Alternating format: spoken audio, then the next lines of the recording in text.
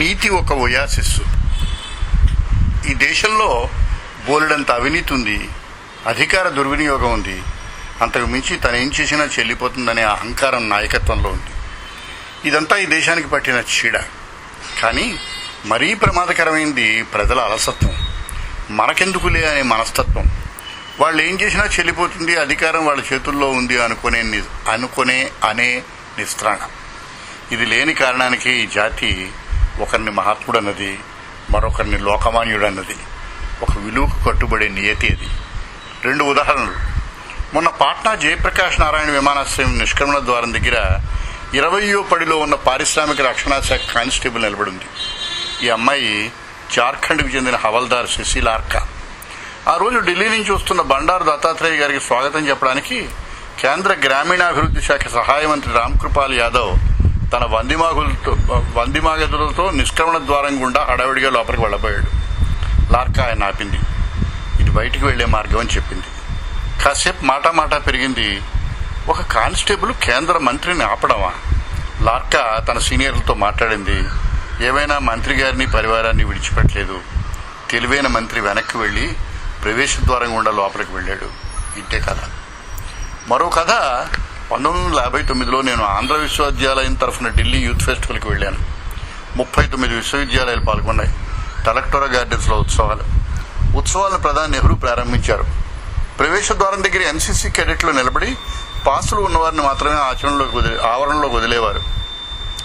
ఓ సాయంకాలం అప్పటి విద్యామంత్రి నెహ్రూ గారికి అత్యంత సన్నిహితులు డాక్టర్ వికేఆర్వి రావు గారు వచ్చారు. కారును ఆపి యథాప్రకారంగా పాస్ అడిగాడు ఎన్సీసీ కుర్రాడు. రావు గారికి తిక్కరేగింది. నేనెవరో తెలుసా అని కేకలేశారు. కుర్రాడు అటెన్షన్కి వచ్చి సెల్యూట్ చేశాడు. తెలుసు సార్, కానీ పాస్ లేనిదే వదలకూడదని నాకు ఇచ్చిన ఆర్డరు అన్నాడు. ఇది సున్నితమైన సమస్య. మాలాంటి కుర్రాళ్ళంతా చేరిపోయి వినోదాన్ని చూస్తున్నారు. ఎన్సీసీ కమాండరు మరేదో యూనివర్సిటీ ప్రొఫెసర్ పరిగెత్తుకొచ్చాడు.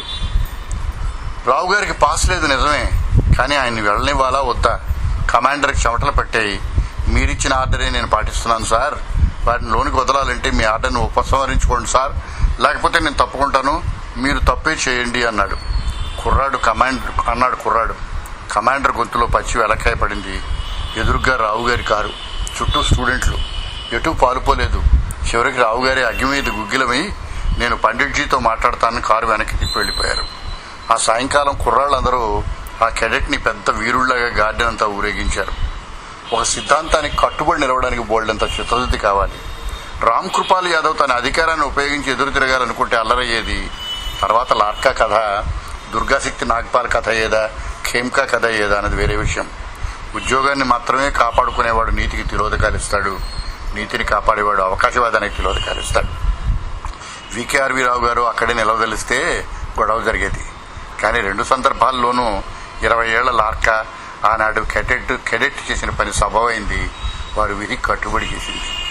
బస్సులో 85 పైసలు టికెట్ ఇచ్చి 15 పైసలు మిగుల్చుకునే బస్సు కండక్టర్ని ఎంతమంది నిలదీస్తున్నారు? గ్యాస్ సిలిండర్ ఇచ్చే కుర్రాడు 630 రూపాయలు పుచ్చుకుంటాడు, 4 రూపాయలు వాపసు ఇవ్వడు. నిజాయితీకి కర్తవ్య నిర్వహణకి చిన్న పెద్ద లేదు. ఆనాటి లార్కే సంఘటన చదివినప్పుడు 55 సంవత్సరాల కిందటి కుర్రాడి నిజాయితీ, దాని విజయం గుర్తుకొచ్చింది. ఇప్పుడు ఆ కుర్రాడు నా వయసు వాడే ఉంటాడు.